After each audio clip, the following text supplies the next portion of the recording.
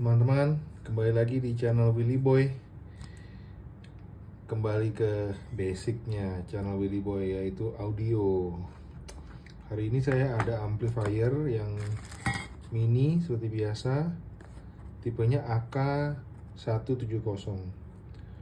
Nah, dulu ini tipe 170 ini brandnya Lepi, tapi sekarang saya nggak tahu nih, brandnya udah ganti. Dan seperti biasa langsung saya bongkar dan ingin tahu dalamnya seperti apa.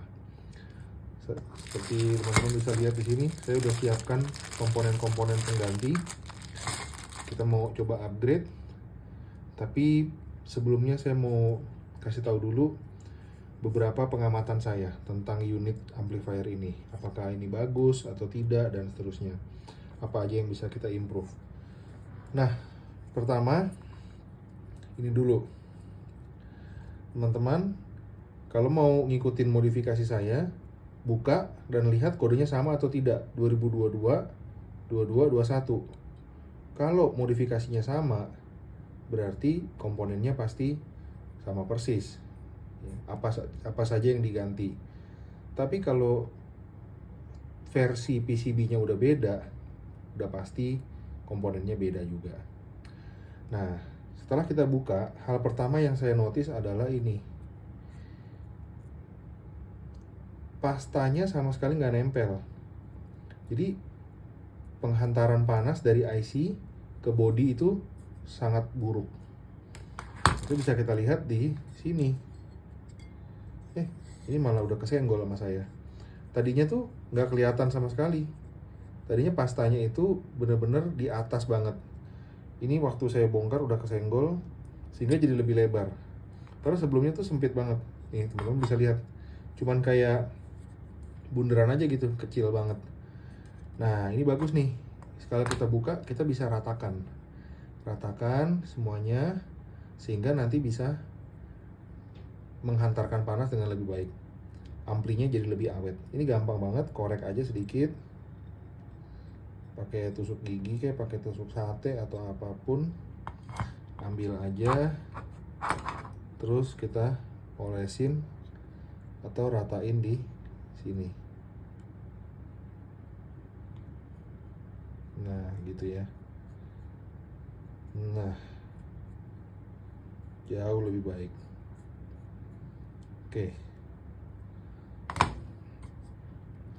Oke, satu ya, ini kita ratain juga. Yang kedua, seperti biasa, banyak IC kecil, nilai di bawah 1 mikro, di bawah 33 mikrofarad. Ini seperti biasa saya akan ganti. Saya zoom sedikit, teman-teman. Ini IC powernya, IC utamanya, dia itu 2216 volt. Terus ini kecil, 47 mikro, 0,47 mikro alias 470 NF. Nah ini yang unik nih, 4,7 mikro, 4,7 mikro, kecil banget. Saya sebenarnya udah beli ini 4,7 mikro, tapi nggak tahu muat atau tidak. Nanti kita coba. Nah ini yang di belakang ini juga menarik banget. Tulisannya di PCB ini 470 sama 100. Tapi yang terpasang adalah 220. Bisa lihat gak tuh teman-teman? 220. Ini juga sama. Yang terpasang nilainya adalah 220. Sorry, mungkin nggak kelihatan di video, tapi saya udah cek kemarin, 220. Apa yang harus dilakukan kalau komponen terpasang beda dengan PCB? Kalau saya selalu mengikuti nilai komponen yang terpasang. PCB bisa salah cetak, tapi ini kan ampli udah nyala, berarti nilai komponen yang terpasang udah benar. Nah, kemarin saya udah tes ampli ini dengan speaker saya. Bagi saya suaranya cenderung ngebas, cenderung low gitu ya. Nah, nanti kita lihat setelah kita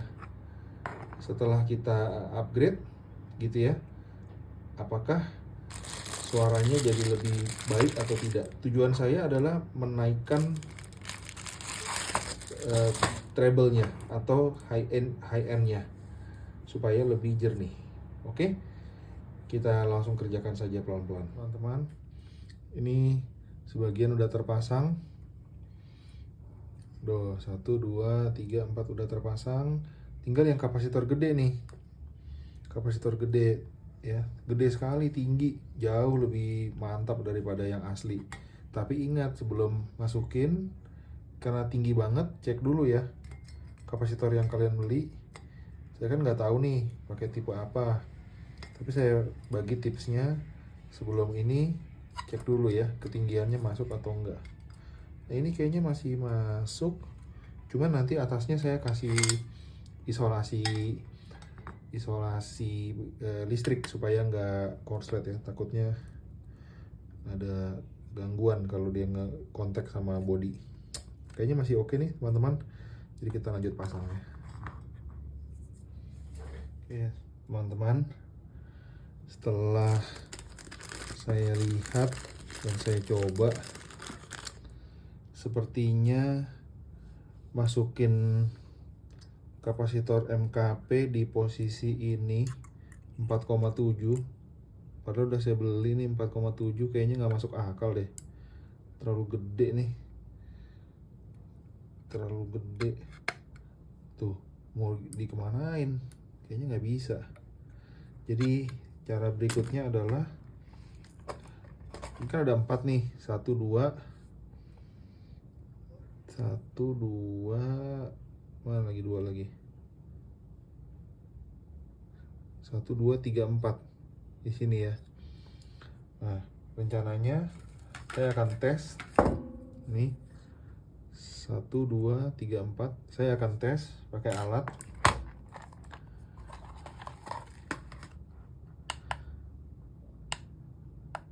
Dan saya akan cari 2 yang matching. Nah, ini nilainya nih 5243 alias 5,243 UF. Inilah alasan kenapa kita harus ganti. Karena sebenarnya lossnya gede banget. Coba ya, ini nilainya 4,7, nilai aslinya 5,243. Terus ESR-nya alias hambatannya 3,1 ohm. Bandingin sama ini.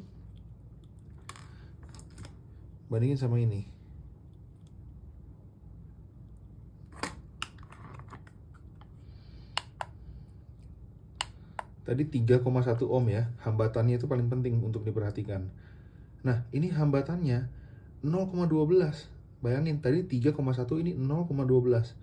Dan yang tadi nilainya 4,7, aktualnya 5,243. Ini ditulisnya 4,7, aktualnya 4,67. Jadi itulah sebabnya kenapa kita harus ganti kapasitor kecil dengan kapasitor film.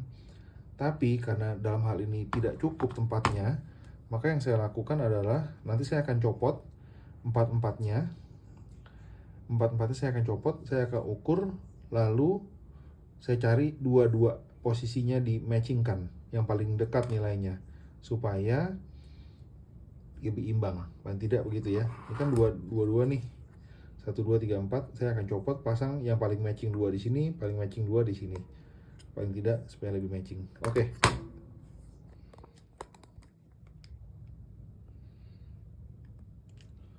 Oke teman-teman, proses upgrade-nya udah selesai. Saya mau kasih lihat hasil akhirnya apa saja yang sudah saya rubah. Pertama ini 220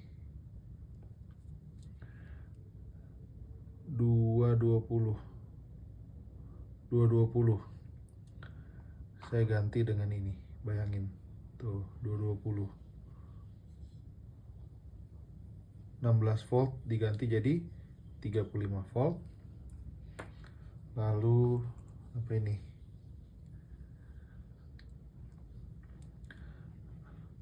47 mikro gantinya ini Rubicon. Rubicon 47 mikro. Dari 16 volt jadi 35 volt. Terus ini 0,47 mikro, 470 NF, 50 volt. Saya ganti kapasitor film 470 100 volt. Mantap.